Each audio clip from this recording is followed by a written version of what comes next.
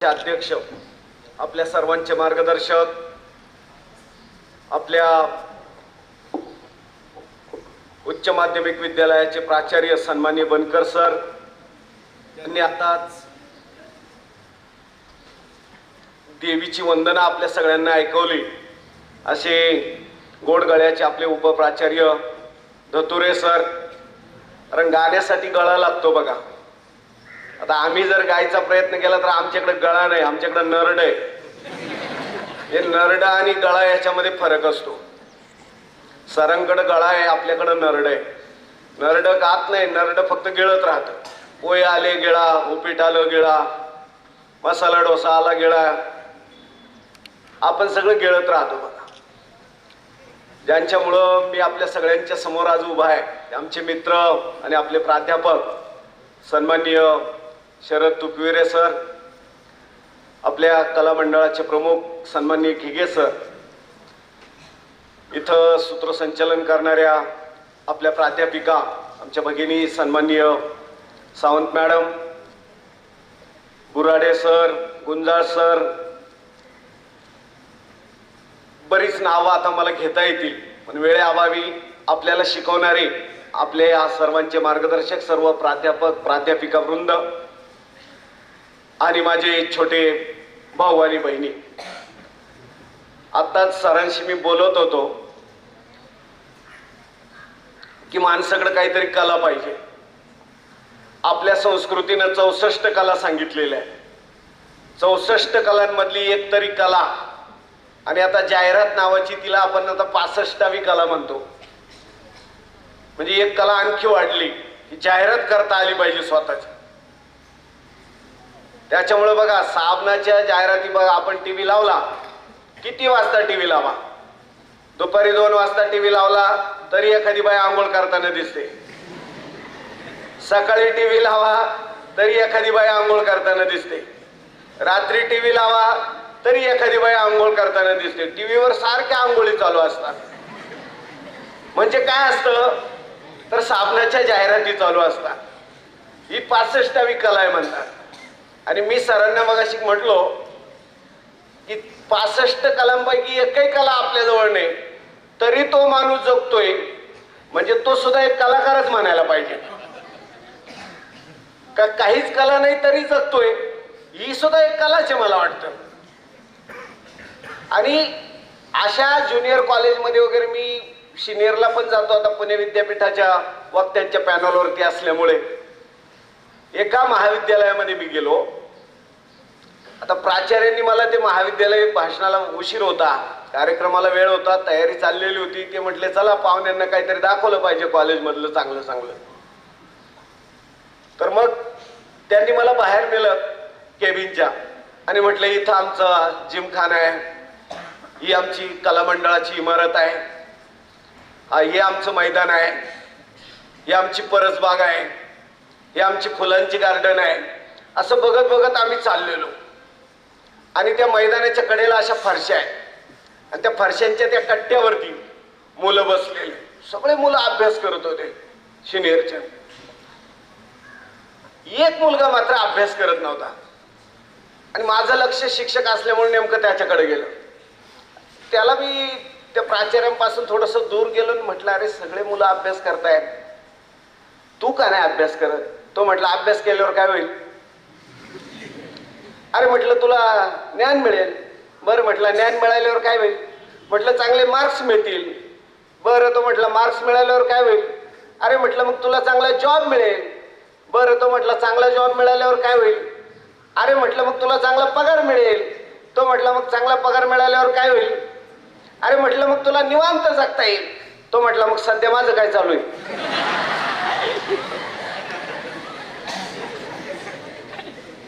म्हणजे मुलं एवढे हुशार असतात ना का ते पाहुण्याला सुद्धा बोलू देत नाही. म्हणजे आम्ही 8वीला असताना आमच्या वर्गामध्ये आमचे गणिताचे सर आम्हाला समीकरण समजावून सांगत होते आणि खूप छान शिकवायचे आमचे गणिताचे सर. एखाद्या बुवांचं कीर्तन ऐकावं असा गणिताचा तास चालायचा आमच्या वर्गात. एकदम छान समजावून सांगायचे. समीकरणाचं ते बोलत बोलत बोलत बोलत पुढे पुढे एक एक पायरी सोडवत चाललेले. अख्खा वर्ग सरांच्या शिकविण्याकडे कान देऊन टवकारून बघतोय कानात जीव आणून पोरं समीकरण समजावून घेत आहे, सगळ्या वर्गाचं लक्ष. पण आमच्या वर्गामध्ये आमचा एक मित्र होता वामण्या नावाचा, त्याचं मात्र सरांच्या शिकविण्याकडे लक्ष नव्हतं. तो वर्गाच्या कोपऱ्यात पाहत होता. मग सरांनी बराच वेळ वाट पाहिली की आत्ताच लक्ष देईल, मग लक्ष देईल. मेंदूचा नाही ना स्फोट.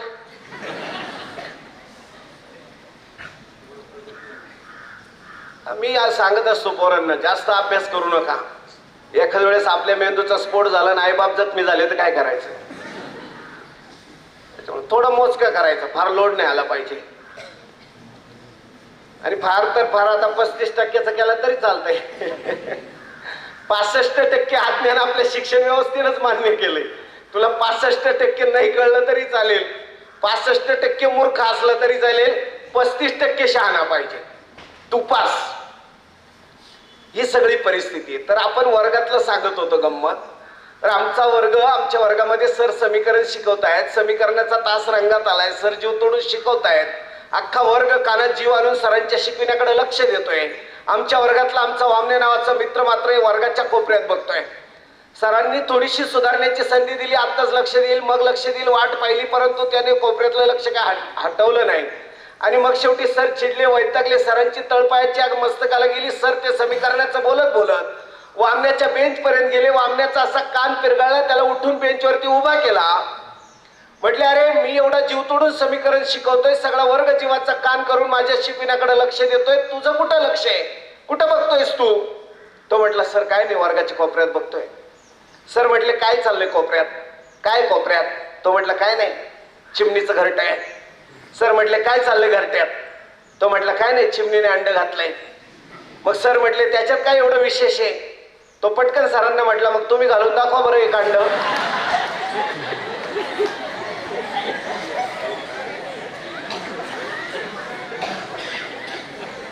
मुलं एवढे हुशार असतात की ते पाहुण्याला बोलू देत नाही, ते शिक्षकाला बोलू देत नाही.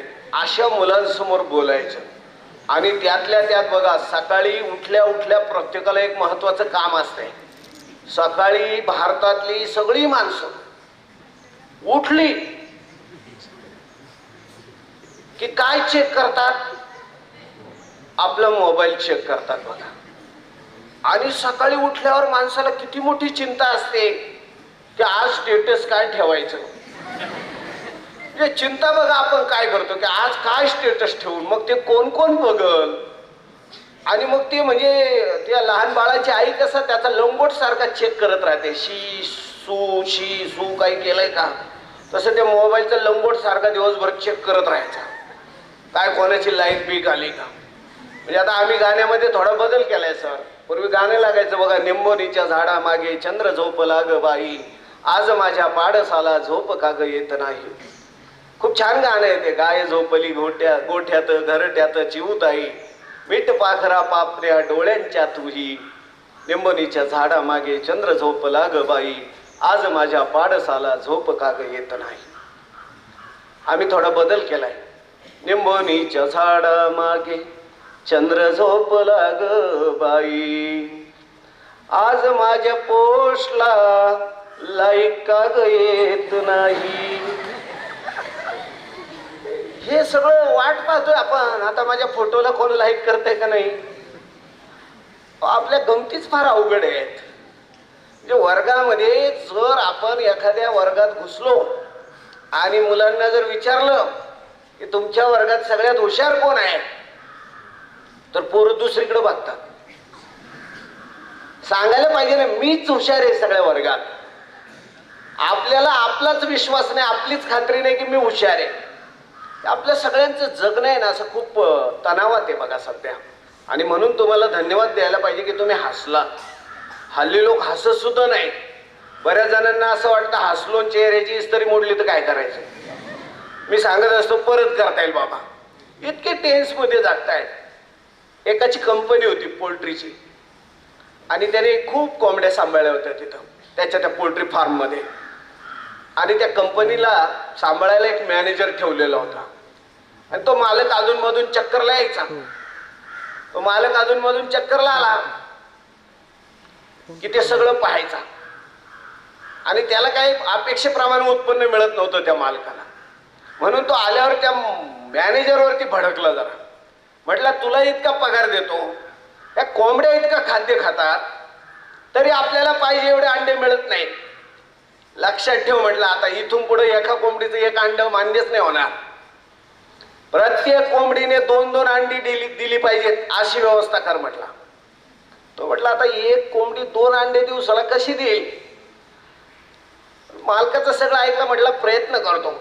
आणि मग मालक व्हिजिट करून निघून गेल्यावर त्याने सगळ्या कोंबड्यांना दम दिला. म्हटलं इतकं खाद्य रोज आम्ही घालतो, इतकी औषध पाणी तुम्हाला देतो, इतकं पाणी पाजतो, इतकं खाद्य खाऊ घालतो, तरी म्हटलं रोज एकच अंडी देता. लक्षात ठेवा म्हटला, तुमचं खाद्य बंद करून टाकेल. रोज प्रत्येकीने 2-2 अंडे दिले पाहिजेत. त्या कोंबड्यांनी बी लोड घेतला. त्या म्हटलं आता काय रे, खाद्य बंद होण्यापेक्षा आपण काहीतरी प्रयत्न करायला पाहिजे. दुसऱ्या दिवशी हा जेव्हा अंडे गोळा करायला आला, प्रत्येक कोंबडी खाली 2 अंडे. याला जरा बरं वाटलं, चला आपला मंत्र लागू पडला. नुसत्या दमात काम भागलं म्हटला. इतके दिवस नुसत्या खाद्यच खात होत्या. आणि सगळ्या फार्म मध्ये, या सगळ्या कंपनीमध्ये सगळ्या कोंबड्यांची अंडी चेक केली, प्रत्येकाने 2-2. एका ठिकाणी थांबलं तर तिथे एकच अंड. परत याला राग आला. म्हटलं अरे तुला समजत नाही का, सगळ्या कोंबड्या 2-2 अंडे देतात, तू एकच. इतकं खाद्य खातेस, सगळ्या कोंबड्यांनी 2-2 अंडे दिले, तू एक का. ती एक वाली म्हटली तुम्ही देवाचा आभार माना, मी निदान एक तरी दिलंय. तो म्हटला इतकं खाद्य खातेस, एकच अंड देतेस आणि वरून सांगतेस देवाचा आभार माना, मी एक तरी दिलाय. असे काय उपकार आहे म्हटला तुझे आमच्या या कंपनीमध्ये. तेव्हा ते एक अंड देणारी कोंबडी म्हटली, अहो तुम्ही देवाचे आभार माना, मी एक तरी दिलंय. मी नाही 2 देऊ शकत, मी एक तरी दिलंय. यातच देवाचे आभार माना, कारण मी कोंबडा आहे.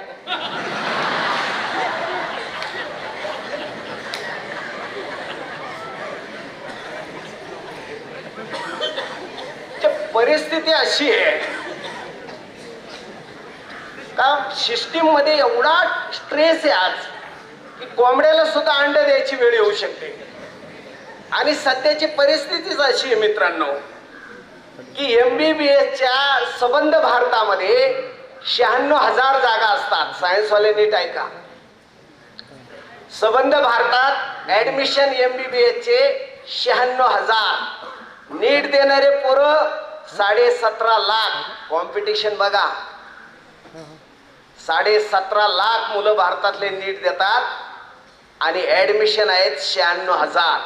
म्हणजे साधारणपणे 16.5 लाख मुलं MBBS ला जाऊ शकत नाहीत. IIT मध्ये प्रवेश आहेत फक्त 16,500. IIT इंजिनियर, IIT इंजिनियर माहिती ना, साधा इंजिनियर नाही आपला गोटेवाडीच्या कॉलेज मधला, नाही का. IITच्या जागा 16,500 आहेत. आणि JEE मेन, JEE ऍडव्हान्स देणारे विद्यार्थी आहेत 10 लाख. 10 लाख मुलं दरवर्षी चांगलं इंजिनिअरिंग कॉलेज मिळण्यासाठी JEE आणि मेन आणि ऍडव्हान्स दोन्ही परीक्षा देत आहेत बघा. इतकी तुफान कॉम्पिटिशन आहे. आणि आज आपल्या सगळ्यांचं भाग्य मित्रांनो की आज तुमच्या माझ्या भारतामध्ये 53.7% तरुण आहेत. 25 वयाच्या खालची लोकसंख्या आपली किती आहे? 53.7%.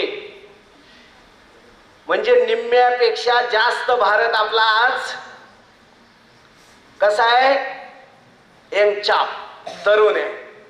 आणि म्हणून जग म्हातारं होत असताना तुमचा माझा भारत तरुण होतोय, ही एक आनंदाची, कौतुकाची, अभिमानाची गोष्ट आहे. आणि मग असे तरुण की जो स्वतःच्या जीवनात निदान तरुण जाऊ शकतो, बुडणार नाही, त्याला म्हणायचं तरुण. तरुणाची सोपी व्याख्या आहे माझी. आणि मग हे जीवन जगत असताना, इतकं प्रेशर असताना आपल्याला जीवन कळलंय का? आणि शाळा कॉलेजमध्ये यायचं कशाला? म्हणजे आता हल्ली आहे ना, कोणालाच काही कळत नाही शाळेत कशासाठी येतोय. सायन्सवाला ते बसतो आपला प्रॅक्टिकल लॅबोरेटरीमध्ये प्रॅक्टिकल करत फक्त, आहे की नाही? त्याच्यापेक्षा मग आर्टवाले बरे आहेत, निदान भांडणं बिंडणं तरी करतात. बरं, ते घरूनच भांडायला सुरुवात करतात. पहिलं आईशी भांडण असतं पॉकेट मनीसाठी, एसटीत बसला का कंडक्टरशी भांडण. म्हणून मला आर्टवाले खूप आवडतात, ते भांडायला चांगले आहेत. म्हणजे कसं युद्ध बिद्ध झालं तर त्यावेळेला भारत पाकिस्तान असं काही झालं तर भांडायला आपल्याकडे माणसं पाहिजे ना. मग पाकिस्तानशी चांगलं भांडायला जरा मिळतील आपल्याला माणसं. आणि आर्टवाले बघा सगळ्यात जास्त कॉलेजमध्ये भांडणं, मारामाऱ्या, टॉन्टिंग सगळ्यात पुढे असतात. आणि याच्यासाठी नाही आवडत मला आर्टवाले, पण तुम्हाला खरं सांगू का सर, मला आर्टवाले का आवडतात? मिलिटरीत कोण जातो? सगळे आर्टवाले. पोलीस कोण? सगळे आर्टवाले. म्हणजे बरीचशी अशी कामं आहे ना छोटी छोटी पण महत्वाची, देशाचं संरक्षण. आणि शेतीत कोण जात आहे हो? सगळे आर्टवाले. म्हणजे आर्टवाले बघा देशाला जगवायचं काम, मिलिटरी जाऊन देशाच्या सीमांचं संरक्षण, म्हणजे खूप चांगली कामं आर्टवाली माणसं करतायत बघा. आणि कॉमर्सवाले पण सगळं व्यापार उद्योग वगैरे सगळं आपल्या देशाचं सांभाळतायत, आहे की नाही? त्याच्यामुळे सगळेच महत्वाचे आहे. आर्ट्स, कॉमर्स आणि सायन्स मध्ये आपण काम करतोय. आपल्या आवडीची ब्रँच मिळाली की नाही मिळाली मला माहित नाही, पण जे आवडीचं सगळं मिळत नसतं जगात, पण जे मिळालंय ते आवडून घेता येणं याच्यासाठी मला वाटतं कलेची गरज आहे. कला हे सांगते, चिनी भाषेमध्ये एक छान म्हण आहे की तुमच्याकडे 4 पैसे असतील तर 2 पैशाचं धान्य घ्या आणि 2 पैशाचं फूल घ्या. ही म्हण कायमची लक्षात ठेवा मित्रांनो. चिनी भाषेमध्ये म्हण आहे की तुमच्याकडे जर 4 पैसे असतील तर 2 पैशाचं फूल घ्या आणि 2 पैशाचं धान्य घ्या. 2 पैशाचं धान्य तुम्हाला जगविल आणि 2 पैशाचं फूल तुम्हाला का जगायचंय हे जगण्याचं कारण सांगेल. जगण्यासाठी अन्नाची गरज आहे मित्रांनो, पण का जगायचंय हे समजून घेण्यासाठी जीवनामध्ये कलेची गरज असते. आणि म्हणून कला भाषण करणं ही सुद्धा कला आहे, गायन करणं ही सुद्धा कला आहे, एखादं वाद्य वाजवणं वादन ही सुद्धा कला आहे, नृत्य करणं ही सुद्धा कला आहे, एखाद्या मातीतून मूर्ती साकारणं मूर्तिकला, एखाद्या दगडातून एक सुंदर शिल्प उभं करणं शिल्पकला.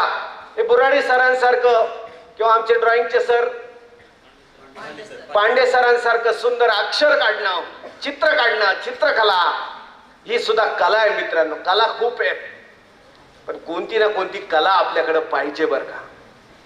कारण शिक्षण मेंदूसाठी आणि कला आपल्या मनासाठी असते. मेंदूची तृप्ती ज्ञानाने होते, पण मन ज्ञानाने धनाने तृप्त होईलच असं नाही. आणि आत्ताच्या सध्याच्या काळामध्ये आपण सगळे टेन्स मध्ये काय माहिती का, याचं सगळ्यात मेजर कारण आहे पैसा. आपल्या सगळ्यांच्या डोक्यामध्ये, अगदी मोठ्या माणसांच्या डोक्यामध्ये, मुलांच्या मनामध्ये, सगळ्यांच्या डोक्यात एकच बिंबवलंय की तू जगामध्ये सक्सेस कधी, तर तुझ्याकडे प्रचंड पैसा पाहिजे.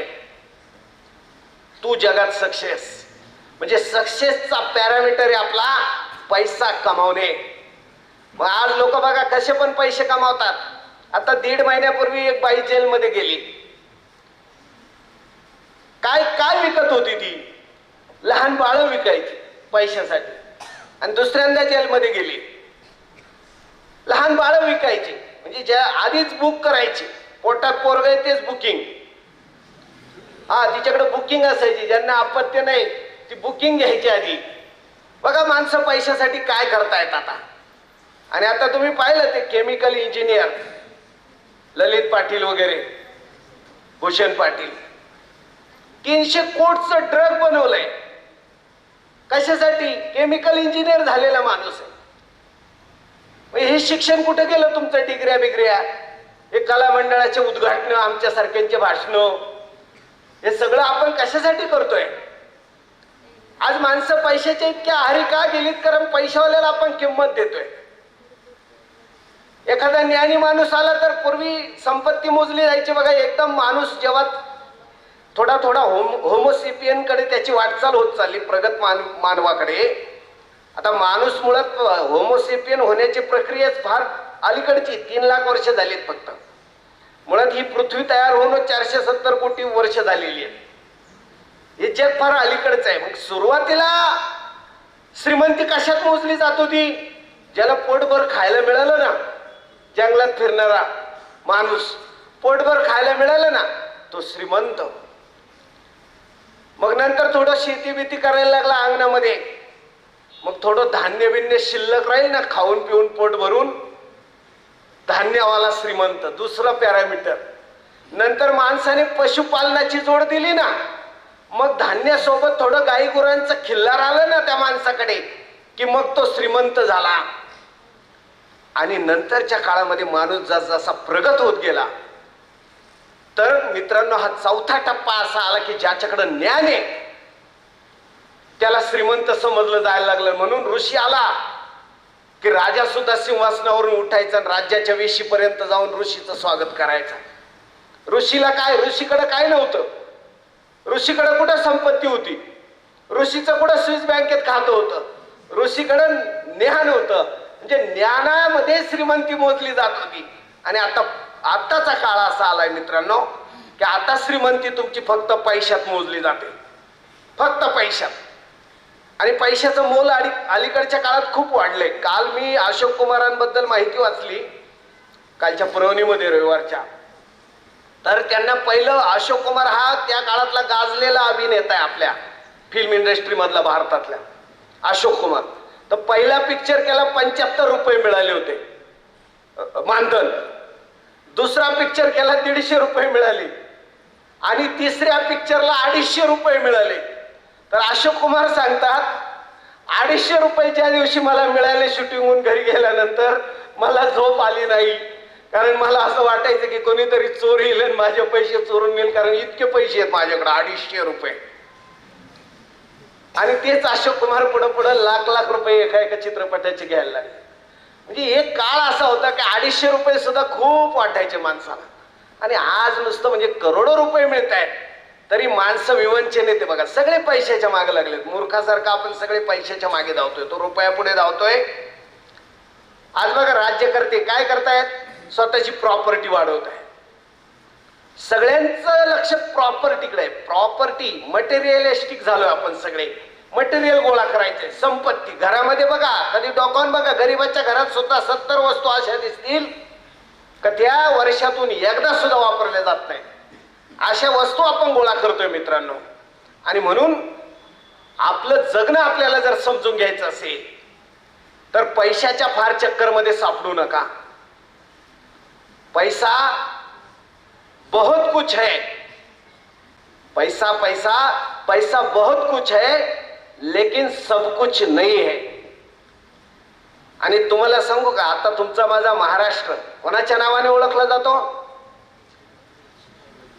शाहू फुले आंबेडकर शिवरायांचा महाराष्ट्र असं म्हणतो आपण. शाहू फुले आंबेडकर शिवरायांचा महाराष्ट्र असं नाही म्हणत. किती श्रीमंत लोक आहे शाहू फुले आंबेडकर शिवरायांपेक्षा, असं म्हणत नाही. टाटा बिर्ला अंबानी अदानी यांचा महाराष्ट्र असं नाही म्हणत. शेवटी पैशाने ना माणसाची ओळख तयार नाही होत मित्रांनो. ओळख तयार होत असते तुम्ही कसं वागताय, कसं जगताय, काय शिकताय, कशासाठी शिकताय, हे सगळं समजून घेण्यासाठी शिक्षण आहे मित्रांनो. आणि म्हणून आज मुलं, हे मुद्दाम मी तुम्हाला सांगतोय, झाड बघा, झाडाला फक्त 3च वर्ष जीव लावतो. झाडाला फक्त 3च वर्ष जीव लावतो आणि 300 वर्ष सेवा देतं झाड. पिंपळाचं झाड, बोधिवृक्ष, जिथं ज्ञान प्राप्ती झाली गौतम बुद्धांना, बुद्ध गया म्हणतो आपण. गयेचं नावच बदललं, गया होती फक्त, पण जेव्हा तिथं बुद्ध आया, जब वहा बुद्ध आया तो गया बदल गई, ओ हो गई बुद्ध गया. म्हणजे कोण आलंय तुमच्या सहवासामध्ये याला सुद्धा खूप महत्व आहे मित्रांनो. बुद्ध आला, तो पिंपळ वृक्ष अजरामर झाला. त्या ज्या खांबाला टेकून ज्ञानेश्वरांनी ज्ञानेश्वरी लिहिली ना, तो खांब पैस खांब, लोक तिथे जाऊन आता त्या दगडाच्या खांबाच्या पाया पडतात. त्या दगडाच्या खांबाचा सुद्धा उद्धार झाला बघा. म्हणजे तुम्ही कोणाच्या सहवासात आहे, चांगली कंपनी पाहिजे. तुम्हाला एकदम सोपं सांगतो, आपण शेतकऱ्याची मुलं आहे, पाऊस पाहतो ना आपण, आपल्याकडे अजून पडतोय, नाहीतर आता काही काही देशांमध्ये ती पाऊसच पडत नाही. मग तिथले लोक आपल्याकडे चेरापुंजीला येतात, पाऊस पाहायला आलो. कशाला आलो? पाऊस पाहायला आलो. पाऊस पाहायला सुद्धा खर्च येतो, आपल्याला फुकटात पाहायला मिळतो म्हणून आपण पाहतच नाही. पण लोक दुसऱ्या देशातून येतात हजारो डॉलर खर्च करून पाऊस पाहायला चेरापुंजीला. कसा दनादन पाऊस पडतो. आपण कायम पाहतो, आपल्याला काय तेरुंगणला गेलं तरी पाऊस, केळुंगणला गेलं तरी पाऊस, रांद्याला गेलं तरी पाऊस, आहे की नाही, मवेशीला गेलं तरी पाऊस. अजून निसर्ग आपल्याला देतोय ते सगळं. तर मित्रांनो, ह्या पैशाच्या चक्करमधून लवकर बाहेर या. पैसे बिशे नाही लागत चांगलं जगण्यासाठी. चांगलं जगण्यासाठी ज्ञानच लागतं, चांगलं जगण्यासाठी कलाच लागते. आणि म्हणून या पैशाच्या चक्करमध्ये सगळी मोठी माणसं सगळे सांगतात दादा, या चक्करमधून बाहेर या, तुमचं जगणं आनंदी होईल. सगळ्यात महत्वाचा चक्कर पडला आपल्या सगळ्यांना, पैशाचा चक्कर. मोठी माणसं सुद्धा आज हैराण आहेत. ओंजळभर गोळ्या खातात, 3 टायमाच्या गोळ्या मोजल्या तर एवढ्या भरतील ओंजळभर. आणि भूषणानं सांगतात, अहो ओंजळभर गोळ्या खातोय म्हणून जिवंत आहे. पण जो हसतो ना मित्रांनो, त्याला अशा गोळ्या बिळ्या खायची गरज नाही. हे ब्लॉकेज असतात ना रक्तवाहिन्यांमध्ये हृदयाच्या, ते आपोआप निघून जातात हसल्यावर. पण खरं हसायचं बरं का. माणसं कुत्सित हसतात. हास्याचे प्रकार आहे कुत्सित हसणं, विकट हास्य, राक्षस हा हा हा करतो ना मोठ्याने, ते विकट हास्य बघा. गडगडाटी हसणं, 36 मजली हसणं, म्हणजे अगदी मोठ्याने खो खो हसणं. आणि खोटं हसणं माणसाचं. म्हणजे माणसं आहे ना, लहान मुलं बघा, लहान मुलांना काहीच आजार नाही, बीपी नाही, शुगर नाही. का?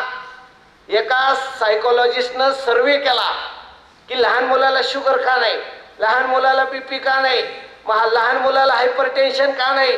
तर त्या सायकोलॉजिस्टच्या सर्वेमधून असा निष्कर्ष बाहेर निघाला की लहान मूल दिवसातून 319 वेळा हसतं.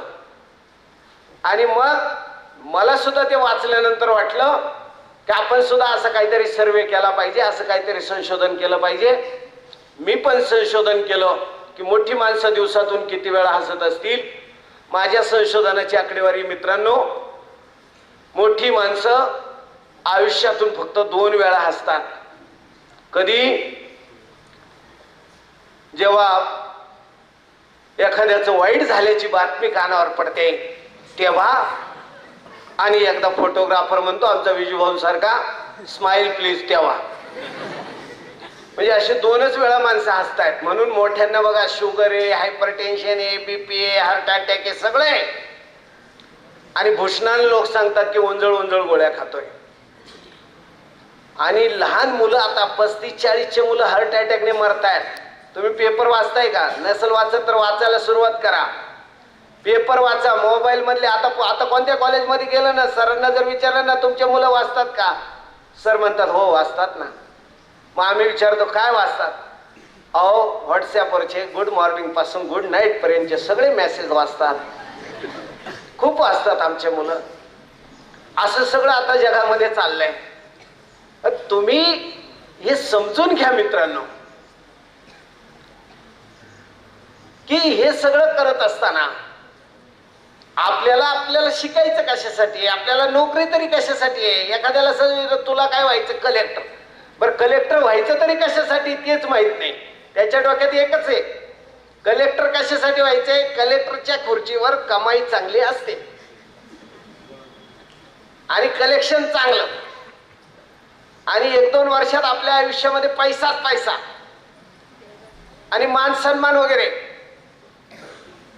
म्हणजे हे जर आपले ध्येय असतील पैसा कमावणं, मग त्या पैशाच्या नादामध्ये आपण काय काय गमावतो.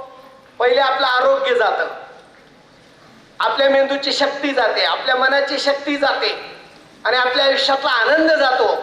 आणि मग आनंदच जात असेल, आपलं आरोग्य खराब होत असेल, तर त्या पैशाचं नेमकं आपल्याला करायचं काय. हे मला वाटते समजून घ्यायला पाहिजे. आणि म्हणून याच्यासाठी कला आहे मित्रांनो, कला जवळ असली पाहिजे. आता बघा, पूर्वी माणसं ना 200 प्रकारच्या भाज्या खायची. इकडं आपले लोक वरती इकडं डांगण भागामध्ये तर आपण रानभाज्याच खायचो, आहे की नाही. 200 प्रकारच्या भाज्या खायची. आता माणसं फक्त बटाटे खातात. त्याच्यामुळे डोक्यात सुद्धा काय, बटाट्याचे. म्हणजे आम्ही कॉलेजला असताना आमचे एक सर म्हणायचे, पोरांनो तुमचं काही खरं नाही. आता आमचे प्राध्यापकच असं म्हणल्यावर आम्ही घाबरायचो आणि घाबरून सरांच्या चेहऱ्याकडे पाहायचो. आमचे प्राध्यापक परत म्हणायचे, पोरांनो तुमचं काही खरं नाही. आम्ही परत भेदरलेल्या चेहऱ्याने सरांकडे पाहायचो. सर म्हणायचे, पोरांनो तुमचं काही खरं नाही. हातात डिगऱ्या आणि डोक्यात घुगऱ्या. याच्याहून वेगळी परिस्थिती मित्रांनो आज सुद्धा नाही. आज सुद्धा शिक्षणाच्या बाजारामध्ये या घोड्यांच्या रॅट रेस, त्याला एक इंग्लिशमध्ये चांगली फ्रेज आहे बघा, रॅट रेस. ही सगळी उंदीर मामाची शर्यत आहे. आणि ह्या शर्यतीमध्ये कला बिला काय सगळं बाजूला पडले, ज्ञान बिन सगळं बाजूला पडले. पैसा कमावणारा शहाणा आणि पराक्रमी ठरतोय आज जगामध्ये. तोरण्यावरती पहिला किल्ला तोरणगड घेतला. तोरण्यावरती 4 धनाच्या घागरी गच्च सोन्याच्या मोहरांनी भरलेल्या. आणि तिथं कष्टकरी कामकरी माणसं होती. त्या किल्ल्याची डागडुजी करत होते. ते खोदकाम करताना तो आदिलशहाच्या ताब्यातला किल्ला महाराजांनी पहिला जिंकला. तोरणा घेऊन स्वराज्याचं तोरण बांधलं. तो तोरणा पडका होता. तो पडका किल्ला महाराजांनी बांधायला घेतला. महाराजांकडे कुठं इतकं धन होतं किल्ला बांधणे इतकं, पण योगायोग असा की तोरणा किल्ल्यावर सोन्याच्या मोहरांनी भरलेल्या धनाच्या 4 घागरी सापडल्या. आणि फाटकी माणसं, महाराज तर पुण्यात होते, तिथं काम करणारी माणसं, हे मावळे गरीब बिचारे कामकरी कष्टकरी, पण 4 सोन्याच्या मोहरांनी गच्च भरलेल्या घागरीतली एक घागर उघडून पाहावी, त्याच्यातली एक सोन्याची मोहर घ्यावी आणि बायकोला एखादा दागिना घडवावा, असं एकाही कष्टकरी गरीब माणसाच्या मनात आलं नाही मित्रांनो. त्या सगळ्यांनी एकच विचार केला की अरे हे धन स्वराज्याचं आहे, हे माझ्या राजाच्या समोर नेऊन ठेवलं पाहिजे, राजाच्या ताब्यात दिलं पाहिजे. त्या 4 धनाच्या घागरी महाराजांच्या पुढ्यात ठेवण्यात आल्या. आणि महाराज पण तितकेच निस्पृह आणि निष्कलंक आणि निर्मोही आणि निस्वार्थी की महाराजांनी सुद्धा त्या 4 घागरींमधली एकही सोन्याची मोहर सईबाईला सोयराबाईला सोन्याचा दागिना करण्यासाठी वापरली नाही मित्रांनो. ही माणसं आहे की ज्यांनी इतिहास घडवला. पैशाने इतिहास घडत नसतो. इतिहास हा पैसेवाल्यांचा लिहिला जात नाही. इतिहास हा त्यागाचाच लिहिला जातो. इतिहास हा भोगाचा लिहिला जात नाही. आणि आपलं इंडियन कल्चर, आपली हिंदुस्थानची संस्कृती मित्रांनो, ही खऱ्या अर्थाने संस्कृती कशाची आहे? भोगाची नाही तर त्यागाची संस्कृती आहे. आणि म्हणून त्याग जर समजून घ्यायचा असेल, जीवन समजून घ्यायचं असेल तर कलेशिवाय पर्याय नाही आणि ज्ञानाशिवाय पर्याय नाही. 2 गोष्टी आयुष्यात मिळवा. शिक्षणाची मी सोपी व्याख्या केली.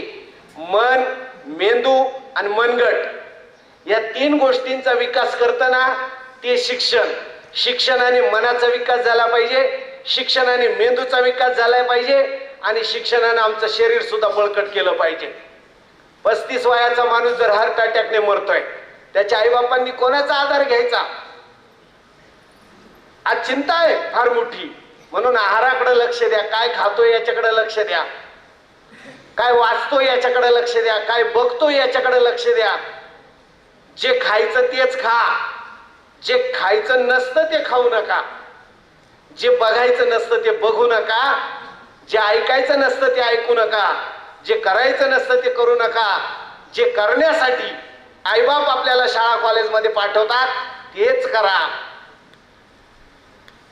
कंडक्टरशी भांडण्यासाठी आईबाप आपल्याला शाळा कॉलेजला पाठवत नाही. मास्तरांची टर उडवण्यासाठी शाळा कॉलेजामध्ये पाठवत नाही. आणि काय उगीच कुठंतरी कोणाला तरी काहीतरी मेसेज वगैरे पाठवण्यासाठी सुद्धा नाही का. आमच्या एका मित्राला मेसेज आला, म्हणजे त्याला ती सवयच होती. आम्ही कॉलेजला असताना आमच्या एका मित्राने मेसेज पाठवला एका मुलीला.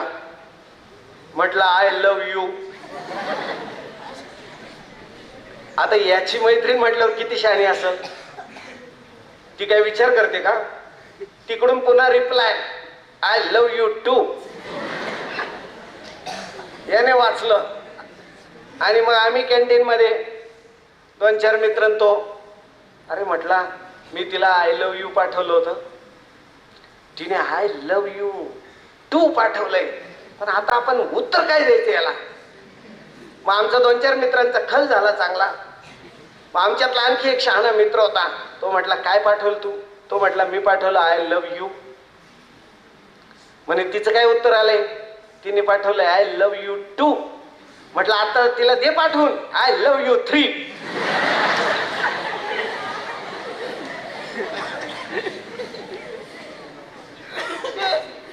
अशी सगळी आपले इंग्रजीच्या ज्ञानाची परिस्थिती. आणि आपण मेसेज पाठवतोय, समोरून काय आलंय काय उत्तर द्यावं हे बी कळत नाही. म्हणून मी सांगितलं, सोपं करून सांगितलं एकदम. मी प्राथमिक शिक्षक आहे. प्राथमिक शिक्षकाचं काम आहे अवघड गोष्टी सोप्या करून सांगणं. जे खाऊ नये ते खाऊ नका, जे पाहू नये ते पाहू नका, जे ऐकू नये ते ऐकू नका, जे करू नये ते करू नका. एवढे माझे 4 सोपे मंत्र लक्षात ठेवा मित्रांनो, तुमच्या जीवनाचा उद्धार होईल. मुलं खूप हुशार आहेत, खूप शक्तिमान आहेत, खूप बुद्धिमान आहेत आज. अहो परवा आमच्या दुसरीच्या पोरांना मी प्रश्न विचारला, म्हटलं सांगा आपण पाणी का पितो. आमच्या दुसरीतला एक जण उठला, म्हटलं सर इतकं साधं येत नाही तुम्हाला, आपण पाणी का पितो. अहो ते खाता येत नाही म्हणून पितो. मुलं एवढे हुशार आहेत का दुसरी तिसरीचे मुलं सुद्धा आता आपली दांडी गोल करतात. अशी सगळी परिस्थिती आहे. पण मित्रांनो लक्षात ठेवा, हुशारी आणि शहाणपण याच्यामध्ये फरक आहे. मी तुम्हाला समजावून सांगतो. हुशारी सगळ्यांकडे असते, शहाणपण सगळ्यांकडे असेलच असं नाही. आणि हुशारीला डिग्र्या बिग्र्या लागत नाही. मुळात शिक्षणाच्या ह्या सगळ्या या व्यापारावरच आता माझा विश्वास उडत चाललाय बघा. कारण मी सुद्धा आता चांगल्या चांगल्या 2-4 डिग्र्या घेतल्या. मी नेट झालो, सीएट झालो, PhD झालो, पण या डिग्र्यांवरही माझा आता विश्वास उरलेला नाही. कारण दुनियेमध्ये बघा सगळ्यात जास्त हार्ट अटॅकने कोण मरतंय, शिकलेली माणसं. सगळ्यात जास्त शुगर पेशंट कोण आहे, शिकलेली माणसं. सगळ्यात जास्त घटस्फोट कोणाचे होत आहेत, शिकलेली माणसं. आणि दुनियेमध्ये सगळ्यात जास्त भ्रष्टाचार कोण करते, शिकलेली माणसं. आणि दुनियेमध्ये सगळ्यात जास्त चक्रम छाप सारखं कोण हिंडतंय, शिकलेली माणसं. त्याच्यामुळे आता डिग्र्या बिग्र्यांवरच माझा विश्वास उडायला लागलाय. शिकलेली माणसं एवढी चक्रम छाप सारखी, म्हणजे तुम्हाला 4 शिकलेली माणसं सापडली ना, त्याच्यात 5 बावळट असतात. 4 मध्ये 5 टक्केवारी काढून बघा गणिताच्या सरांना भेटून. 4 शिकलेली माणसं भेटली ना, त्याच्यातली 5 बावळट असतात. म्हणजे ते त्याच्यातलं एक किती जादा बावळट असेल पहा. आणि ते त्या चौघांचा नेता असते. हा आपल्या लोकशाहीला आता 75 वर्ष होत चालली ना, त्याच्यामुळं बावळट नेता जितका आपल्याला नेता जितका बावळट ना, तितकी लोकशाही बलशाली. आता काय नागरिक शास्त्र शिकवायचं, रात्रीतून सरकार पडतंय. काय राज्यशास्त्र शिकवायचं आणि काय पर्यावरण शिकवायचं. चंदनाची जंगलाच्या जंगल तोडली जातात आणि वनमंत्र्याला सगळं माहित असतंय. हे हे शिक्षण कुठं नेऊन थापायचं ह्या डिग्री आता, असा मला अलीकडे प्रश्न पडायला लागलाय. आणि म्हणून मित्रांनो, हे शिक्षण घेत असताना कलेची आणि ज्ञानाची संगत सोबत धरा. सोप्या गोष्टींचा अंगीकार करा. आणि आराम कधी करायचा माहिती का, काहीतरी करून थकल्यावर. हो तुम्हाला एक गोष्ट सांगतो, छोटी गोष्ट आहे बघा. एक कावळा सकाळी उठला, घरट्यातून उडाला, जरा त्याने स्वतःच्या पोटा पाण्याची व्यवस्था केली, धान्य बिन्य खाल्लं शेतामध्ये जाऊन, दुपारी घरट्यात आला आणि आरामशीर घरट्यामध्ये झोपला. आणि त्याच झाडाखालून एक ससा चालला होता. त्या सशाने वर पाहिलं, अरे कावळा तर मस्त आराम करतोय. मग त्या सशाने कावळ्याला विचारलं, म्हटलं काय चाललंय. कावळा म्हटलं काय नाही, आराम चाललाय. ससा म्हटलं आराम चाललाय, अरे वा वा वा. मग सशाच्या मनात आला, हा जर आराम करतोय तर मी सुद्धा आराम केला पाहिजे. सशाने त्याच झाडाच्या सावलीत झोपून घेतलं खाली. आणि मस्त ढाराढूर झोपी गेला ससा गार सावलीला. आणि तिकडून कोला आला. आता झोपलेला ससा आयती शिकार सापडली. त्याने त्या सशाचं मुंडकं पिरगाळलं आणि त्याला ओढत ओढत जंगलात नेलं आणि खाऊन टाकलं. खायच्या आधी सशाच्या मनात विचार आला, अरे हे आपल्यावर हे का बितलं, असं ही अडचण का आली, हे संकट का आलं. तेव्हा सशाच्या मनात विचार आला की आराम कधी करायला पाहिजे, कावळ्यासारखं जरा उंचीवर पोहोचल्यावर. खाली उंचीवर पोहोचल्यावर काही शत्रूची भीती राहत नाही. आणि आपण आराम कधी, काही लोकांना कधी विचारा काय चाललं, काय नाही आराम चाललाय. अरे काही कर ना बाबा, तर आराम कर ना. आधी काम मग आराम असतो, क्रम आहे ना त्याचा. काहीच करत नाही, कामच नाही केलं, थकलाच नाही तर आराम कशाला करतो.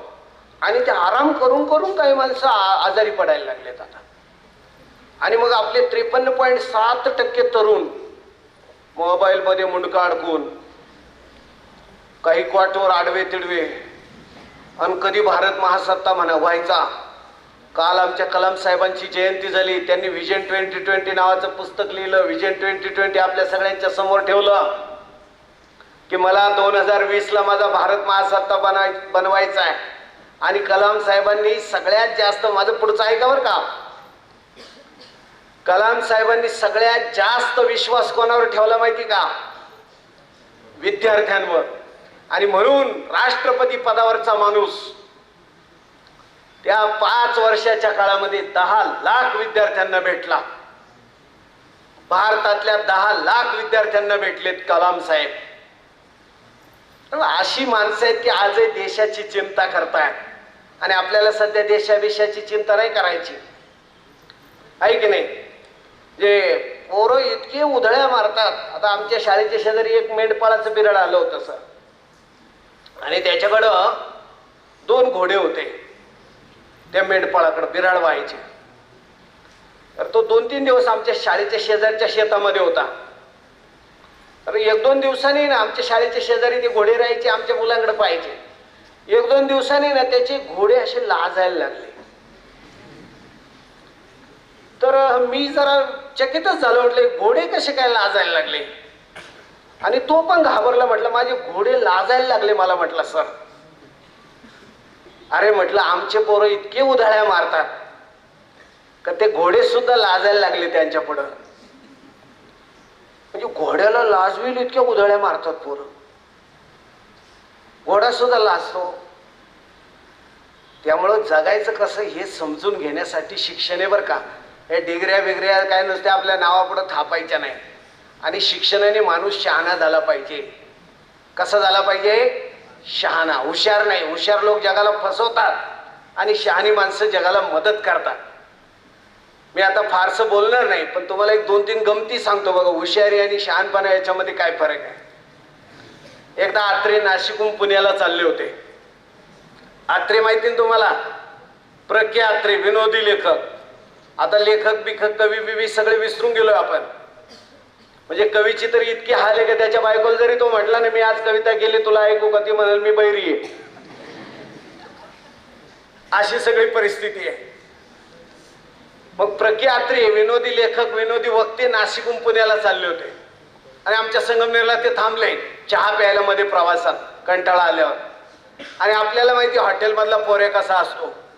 आत्रे ते जाऊन तिथं बसले हॉटेलमध्ये. आणि तो चहावाला पोरे, ते काचेचे ग्लास होते, त्या 4च्या 4 ग्लासामध्ये असे बोट बुडवलेले 4 ग्लास असे पकडलेले आणि पाण्याने फुल भरलेले बोट बुडवलेले ते काचेचे ग्लास दणकन आणून आत्रेंच्या टेबलवर ठेवले. आत्रेंमधला विनोदी माणूस जागा झाला. आत्रे म्हटले काय बाबा तुम्ही संगमनेरची माणसं, थोडा सुद्धा सुसंस्कृतपणा नाही. 4च्या 4 बोट बुडवलेत ग्लासामध्ये. असं बोट बुडवलेलं पाणी प्यायचं का आम्ही. तो वेटर म्हटला साहेब हे तर काहीच नाही, आतून जो भरून देतोय ना तो तर टाकीतच उभा आहे.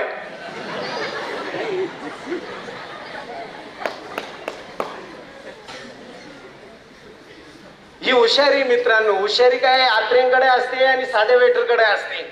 आत्रेच एकदा पुण्यामध्ये मुठाच्या घाटाने, नदीच्या घाटाने सायकलवर चाललेले. आणि सायकल मस्त अशी उताराला लागली, सायकलने चांगला स्पीड पकडला आणि आत्रे मस्त एक एक दोन दोन पॅन्डल मारतायत. सायकल उताराला लागलेली आहे. मस्त प्रवास चाललाय नदीच्या घाटाने, नदीच्या कडेने आत्रेंचा. आणि आत्रेंच्या सायकलने चांगलाच वेग पकडला उतार लागल्यावर. आणि मग आत्रेंचं समोर लक्ष गेलं. आता सायकल किंवा मोटरसायकल उताराला लागली की माणूस ब्रेक टच करून पाहतो बघा. आत्रेंनी त्या उताराला लागलेली गती पकडलेली सायकल आत्रेंनी ब्रेक टच करून पाहिला, ब्रेक फेल होता. आणि आत्रेंची सायकल तर आणखी वेगात चाललेली. आत्रेंचं लक्ष समोर गेलं तर समोर एक गर्दीची प्रेत यात्रा चाललेली. आत्रेंच्या मनात दुसऱ्या क्षणी विचार तरळून गेला, बहुतेक हिच्या नंतर दुसरी आपली निघते वाटतं. कारण सायकल काही थांबत नाही, सायकल वेगातच सुटलेली. आत्रेंनी सायकलच्या हँडलला पाठीमागे हिसका देऊन पाहिला तरी सायकलचा वेग काही कमी होईना. सायकल खड्ड्यात टाकून पाहिली पण सायकलचा वेग काही कमी होईना. पायाच्या टाचेनं मागच्या टायरला घासून पाहिलं, टाच उगाळून गेली, पाय रक्तबंबाळ झाला पण सायकलचा वेग काही कमी होईना. आता काय करायचं असा विचार करताय. सायकलने वेग पकडलेला आहे. सायकल हो ना करता करता त्या गर्दीत घुसली.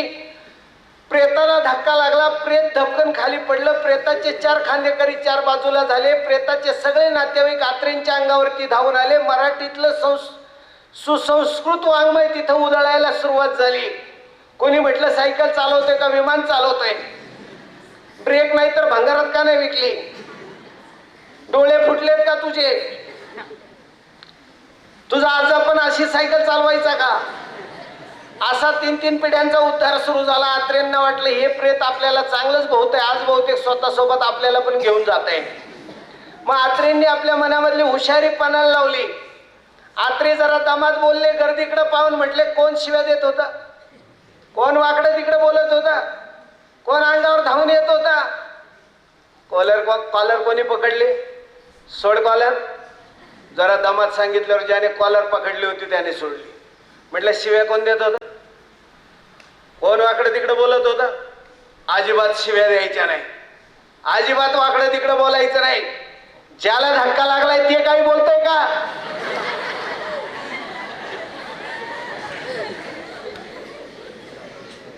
तुम्ही जसे हसले तसे ते प्रेताचे नातेवाईक सुद्धा क्षणभर दुःख विसरून हसले आणि आत्रेंची सुटका झाली.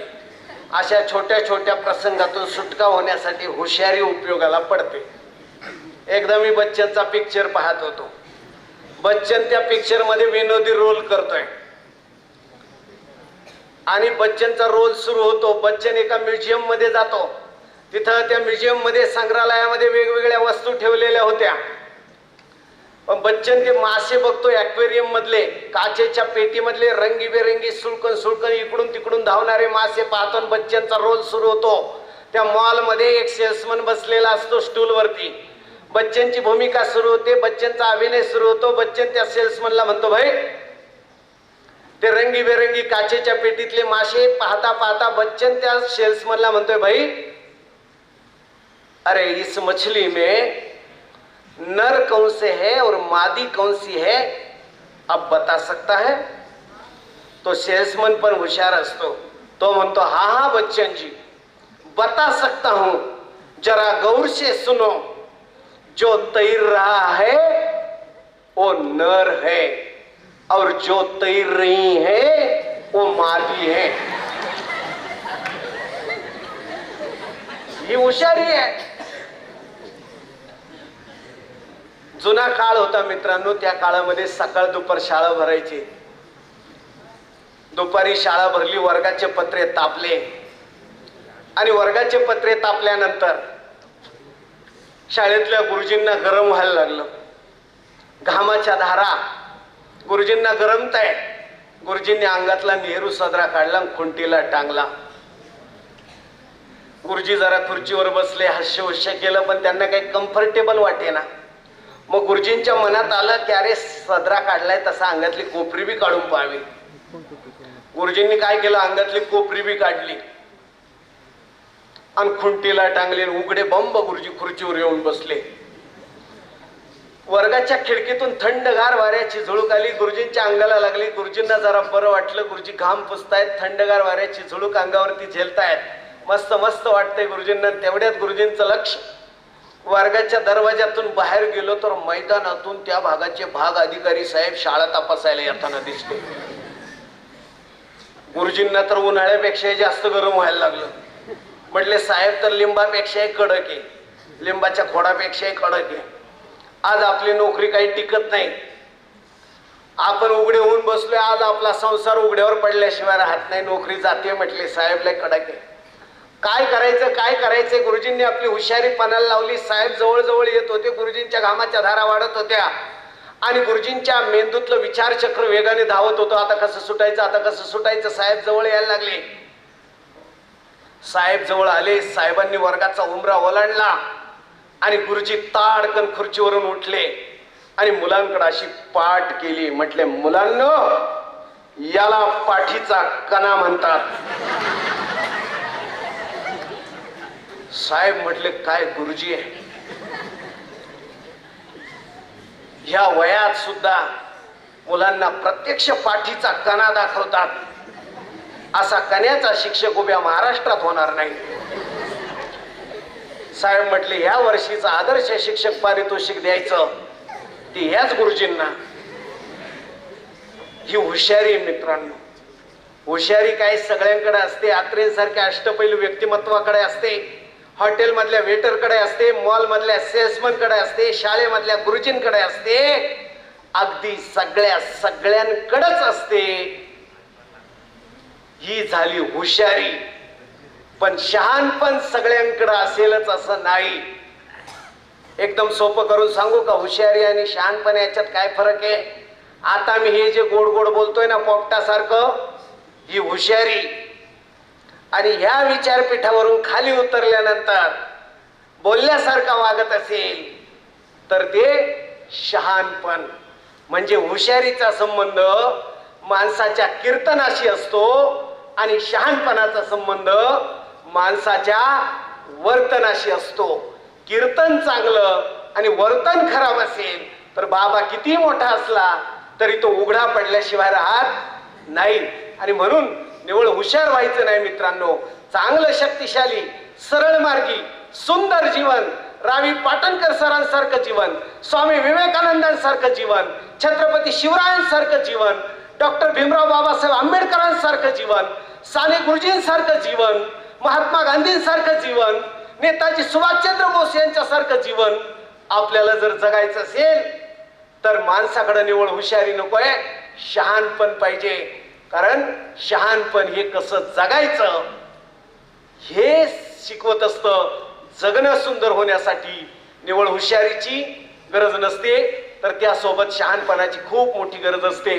हे समजून घेण्यासाठी कला, हे समजून घेण्यासाठी शिक्षण, हे समजून घेण्यासाठी तंत्रज्ञान, हे समजून घेण्यासाठी ज्ञान, हे समजून घेण्यासाठी संस्कृती, हे समजून घेण्यासाठी संस्कार, हे समजून घेण्यासाठी कला, हे समजून घेण्यासाठी साधना, हे सगळं मित्रांनो आपल्याला समजून घेत घेत आपलं जीवन अधिक शक्तिशाली, सुंदर आणि रम्य बनवायचं आहे.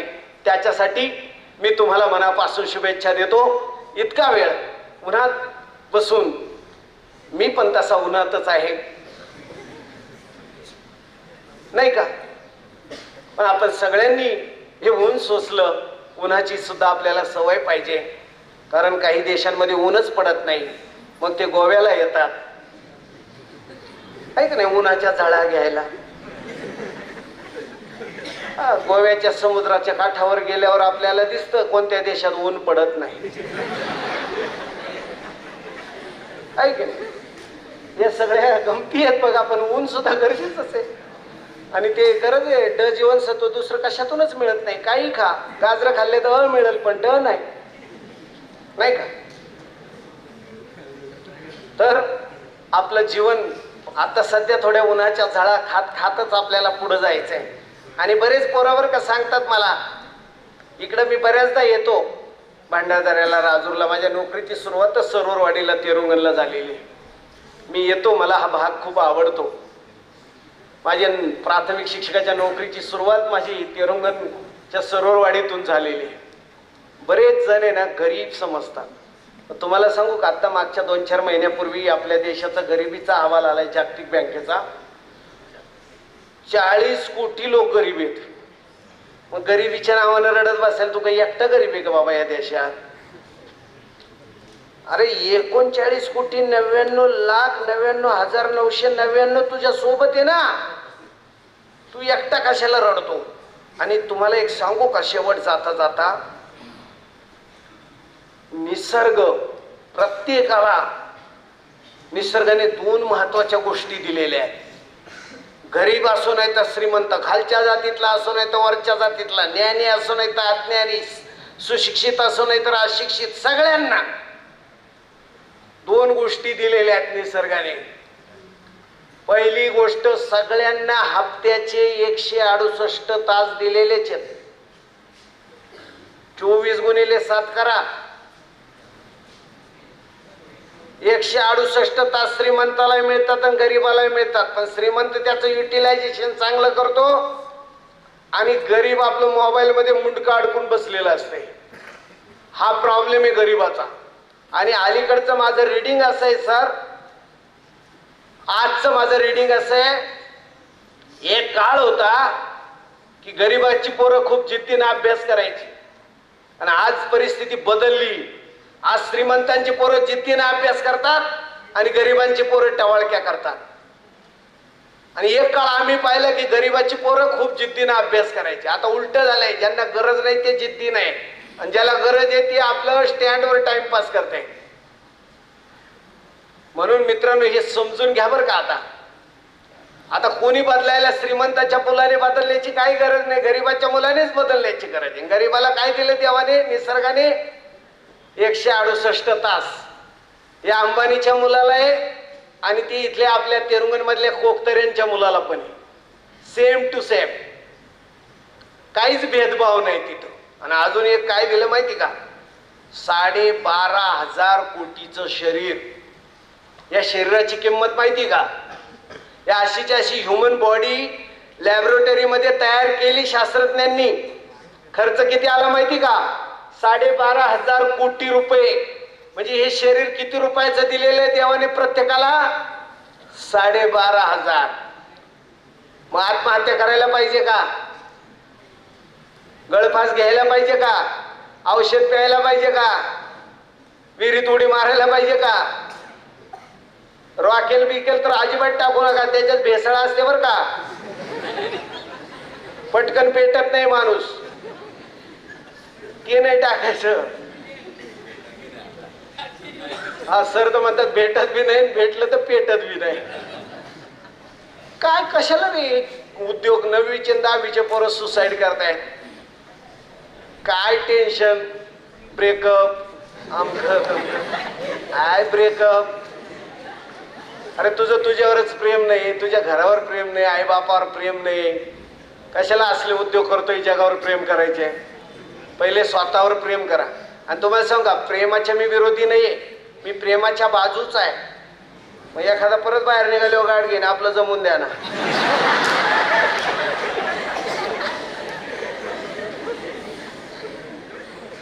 मी प्रेमाच्या बाजूच आहे, मी प्रेमाच्या विरोधी माणूस नाहीये. पण कधी काय करायचं हे सांगत असतो मात्र बरं का. कधी काय करायचं? आता तुम्हाला सोपं उदाहरण सांगतो. तुमच्या हातामध्ये 3 नोट आहेत, 100ची, 50ची, 2000ची. अजून आहे काही दिवस, नंतर बंद व्हायची. 3 नोटा हा. आणि तेवढ्यात वारं आलं, वादळ आलं, तुमच्या हातातल्या 3ही नोटा उडाल्या, वादळात गेल्या. तुम्ही पहिली कोणती पकडणार हो? 2000ची. 50ची गेली तर जाऊ द्या, 100ची गेली तर जाऊ द्या, 2000ची. म्हणजे आधी काय करायचं हे तुम्हाला कळलं बघा. प्रेफरन्स त्याला म्हणतात. काय म्हणतात? प्रेफरन्स कशाला द्यायचा जीवनामध्ये? मग आधी शिक्षण घ्यायचं का आधी प्रेम करायचं? प्रेम म्हणजे 50ची नोट आहे भाऊ, शिक्षण म्हणजे 2000ची आहे. 2000ची सोडतो 50च्या मागे पळतो. आणि वरून आपल्या आई बापाने दिलेले 50 पॉकेट मनी ते उडवून टाकतो. वड्यावारी प्रेम. स्टँड जवळ वडे खाल्ले झालं प्रेम नाही का?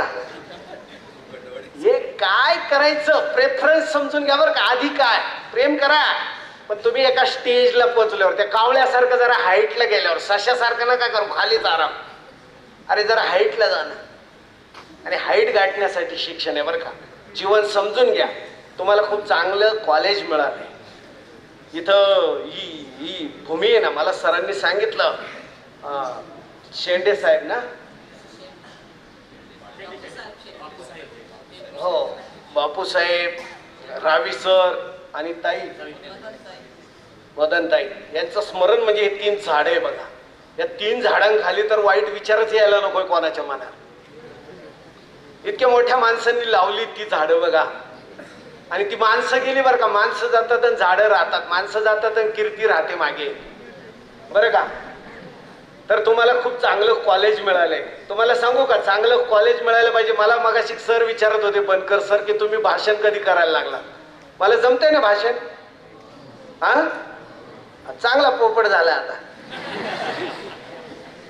मला सर विचारत होते, तुम्ही भाषण कधी शिकलात, कधी करायला लागलात. मी त्यांना सांगितलं, मी पहिलं भाषण माझ्या आयुष्यातलं 3रीला केलं बरं का. आणि त्याच्यानंतर D.Ed ला गेलो का, म्हणजे 12वीच्या वयात साधारण, तेव्हा मी पहिलं भाषण केलं.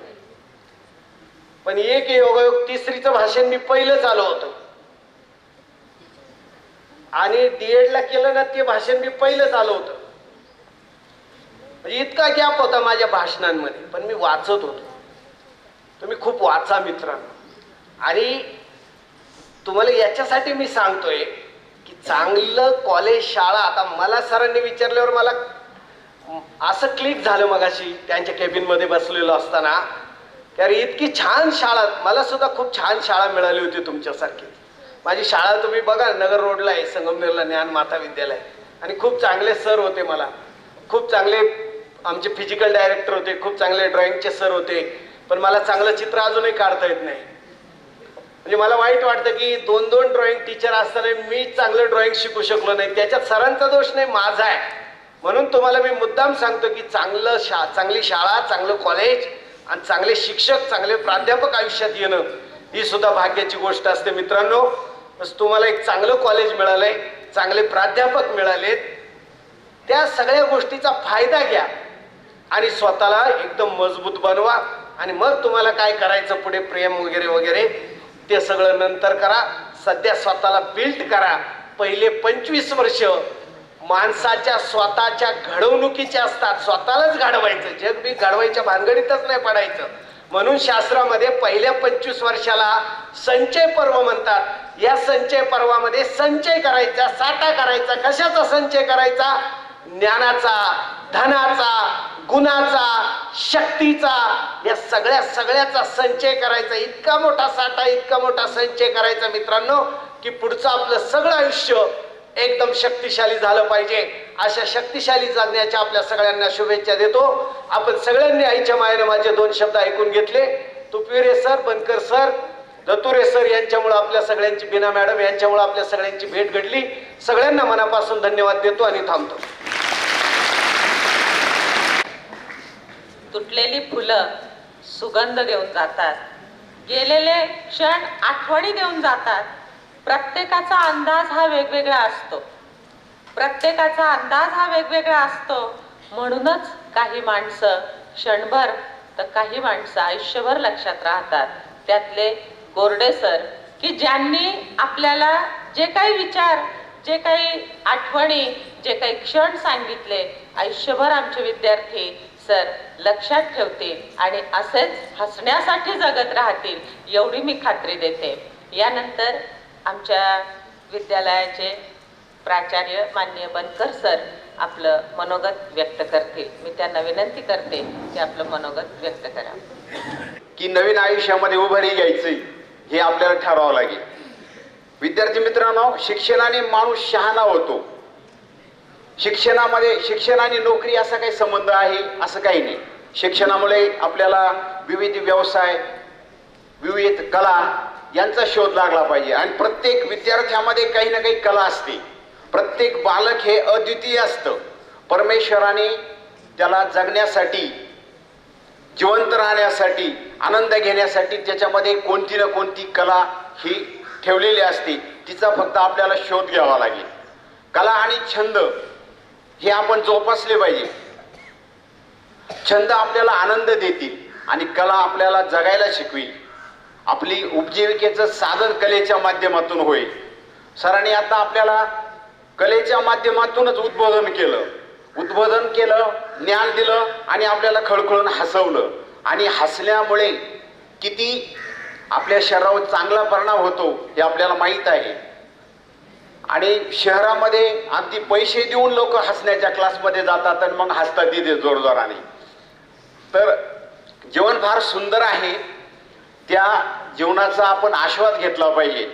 विद्यार्थी मित्रांनो, आपल्यातली कला ओळखा आणि त्यातून आनंद मिळवा. आणि आपल्याला असे काही मोजके मित्र आपल्याकडे असले पाहिजे. ते मित्र आपल्याला जगायला मदत करतील, आपल्याला अभ्यासाला मदत करतील, आपल्याला पुढे जायला मदत करतील. मित्र कसे पाहिजे विद्यार्थी मित्रांनो? मित्र वनव्यामध्ये गारव्यासारखा, दुःख आडवायला उंबऱ्यासारखा, असे मित्र आपल्याकडे पाहिजे. खंडोबाच्या टेकडीकडे नेणारे मित्र नको.